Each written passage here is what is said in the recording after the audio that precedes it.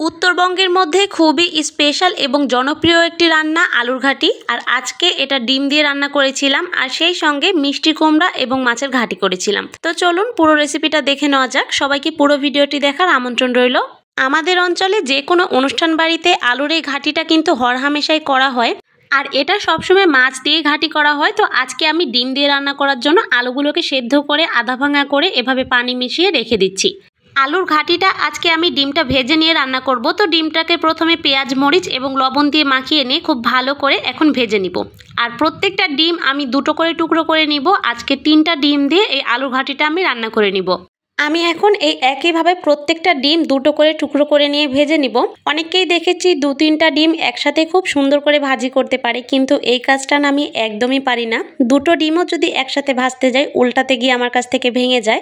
এই কারণে আমি প্রত্যেকটা ডিম আলাদা আলাদা করে ভেজে নিয়েছি। ডিমগুলোকে ভাজা হয়ে গেলে এবার পেঁয়াজ তেলে দিয়ে দিব। আর পেঁয়াজগুলোকে কিছুক্ষণ ভাজতে দিয়ে এখানে তেলের বোতলটা দেখলাম প্রায় খালি হয়ে গিয়েছে, এই বোতলটা ভর্তি করে নিলাম। পেঁয়াজটা কিছুক্ষণ ভাজা হয়ে গেলে এবার এর মধ্যে একে একে গরম মশলাগুলো দিয়ে দিচ্ছি।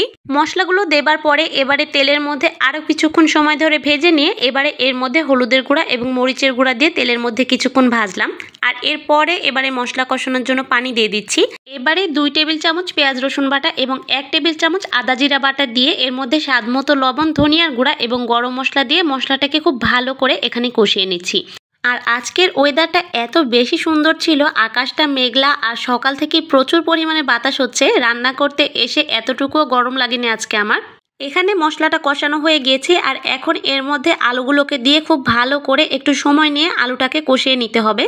চুলার জালটা কমিয়ে আলুটাকে কষাতে দিয়ে এখানে পাশের চুলায় মিষ্টি কুমড়া রান্নার জন্য আমি পেঁয়াজ মরিচ কিছুক্ষণ ভেজে নিব। আর এখানে আলুটাকে আমি আরও একবার উল্টে পাল্টে নেড়ে দিচ্ছি। আলুটা কিন্তু যত ভালো করে কষানো হবে তরকারি স্বাদটা তত বেশি ভালো আসবে। এই কারণে এই কাজটা একটু সময় নিয়েই করতে হবে। এখানে পেঁয়াজগুলো ভাজা হয়ে গেলে এখন এর মধ্যে সামান্য একটু পাঁচফোড়ন দিয়ে আরও একবার নেড়ে চেড়ে এখন এর মধ্যে মশলা কষানোর জন্য পানি দিয়ে দিচ্ছি। এবারে এর মধ্যে পেঁয়াজ রসুন বাটা, লবণ এবং হলুদের গুঁড়া মরিচের গুঁড়া দিয়ে মশলাটাকে কষিয়ে নিব। আর এখানে আলুটা কষানো হয়ে গিয়েছে, এবারে এর মধ্যে একবারে ঝোলের পানিটা দিয়ে দিব। ঝোলের পানিটা দেওয়া হয়ে গেলে এবারে কিছুক্ষণ নেড়ে চেড়ে আলুর সঙ্গে খুব ভালো করে মিশিয়ে নিব। আর এবারে ভেজে রাখা ডিমগুলোকে দিয়ে দিচ্ছি। এবারে ঢাকনা দিয়ে আরও কিছুক্ষণ রান্না করে নিব। আর এখানে মিষ্টি কুমড়া রান্না করার সময় আমি ছোট একটা ভুল করে ফেলেছি, সেটা হলো মাছটাকে প্রথমে আগে কষিয়ে নিয়ে এরপরে আমাকে মিষ্টি কুমড়াগুলো দিতে হতো, কিন্তু ভুল করে আমি আগেই দিয়ে ফেলেছি।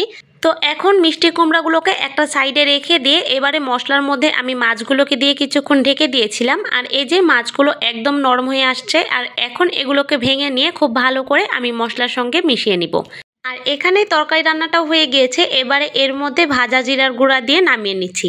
তরকারিটা নামিয়ে নিয়ে আমি এই চুলাতেই রান্নাটা বসিয়ে দিলাম। আর এ পর্যায়ে মিষ্টি কুমড়াগুলো একদম সেদ্ধ হয়ে গিয়েছে। তো এবারে এটার সাহায্যে আমি খুব ভালো করে মিষ্টি কুমড়াগুলোকে ভেঙে দিচ্ছি, যাতে ঘাটিটা খুব মিহিভাবে হয় আর আস্ত দলা দলা না থাকে। এবারে আরও কিছুক্ষণ জাল করে আমি 2 জায়গায় আলাদা করে বেড়ে নিয়েছি। আজকের ভিডিওটা এ পর্যন্তই। ভালো থাকবেন সবাই।